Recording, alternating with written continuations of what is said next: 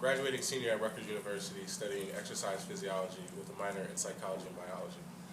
And I was really honored to be invited to this discussion today because it's something that's very near and dear to my heart because I'm one of many who have benefited from programs that help offenders and ex-offenders attain education. And so, in trying to think about what I was going to talk today, I was sitting up last night and just twiddling my thumbs. And one thing that I have to admit before anything is I'm a pack rat. I don't throw anything away. So I just started digging through. I started digging through an old box that I had, and I came up with a bunch of certificates of awards that I got while I was in prison. This one is a Talbot Hall Certification of Completement. This is a Certification of Employment. This is a mentoring group that no longer exists. This is an Achievement Award that was from a therapeutic community for a cognition group. This is Achievement Award for completing that, and this is a Striving for Excellence Award at Kentuck.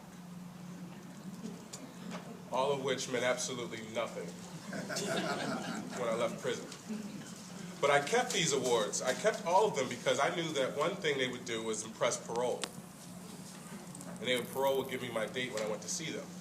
And I kept them in this envelope. And it was so funny, I really laughed out loud when I read on the envelope, only thing I have written on it, one stop will pay for college if you were 30 credits short of graduating. And that's all I really cared about.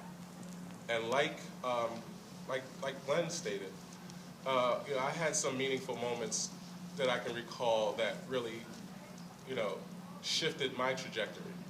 And one of them was when I got arrested. As soon as I got arrested, the officer put me in the cop car, and before he closed the door, he said, your life is over.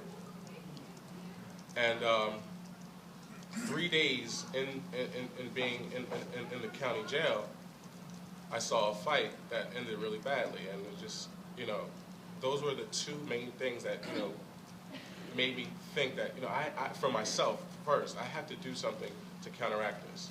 And that was the first time I actually felt the stigma and understood what it meant to be a convicted felon, and started to think about how hard it would be and all the impediments and roadblocks that I would face. And, trying to remain positive and do as much as I could to counteract it, I knew that it wouldn't mean anything. And then so one day, I got a visit from a professor at Rutgers, New Brunswick, who said that he would help me and to get back to school because he had a program to help ex-offenders. And when I got to that program, there were 27 matriculating students in that program.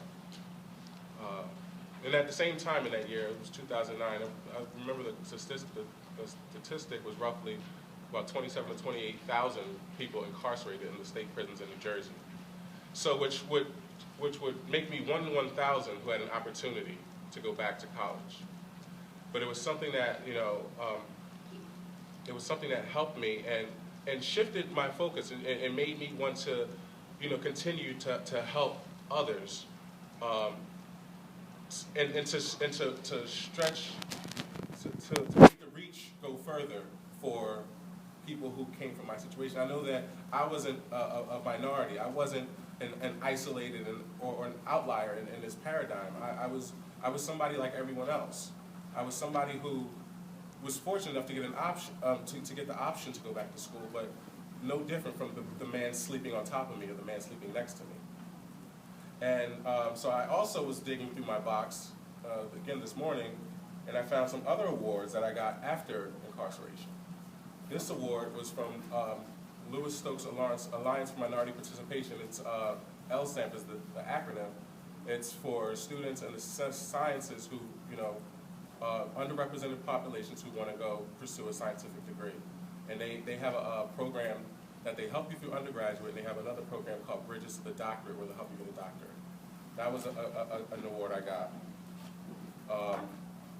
This one was for, I actually taught a credit-bearing course at Rutgers University for freshmen who are interested in the sciences.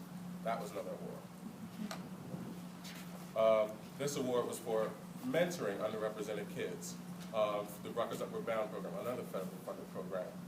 This was for, and I can go on. I mean, I'm not going to keep doing it because you get what I'm saying. These things actually meant something for me, and they mean something for everyone who is in the Mountain View program. There are, again, within the Mountain View program, and those that got access to education, I'm not an outlier. There are many of us who have already gotten admitted to graduate school, where 10 of us are graduating in May. Many of us,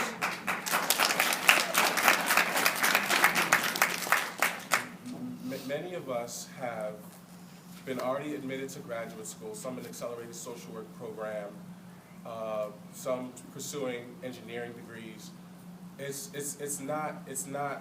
We're not isolated individuals.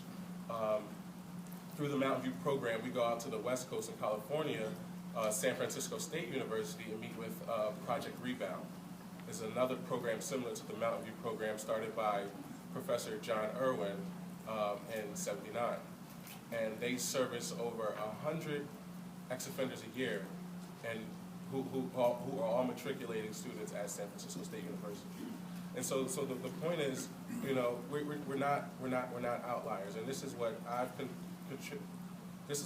contributed to my success and what I have committed the rest of my life doing. I want to go to graduate school for public affairs, and I want to be on the front lines with everyone in this room in D.C. telling them that education is the only way to really rehabilitate an individual.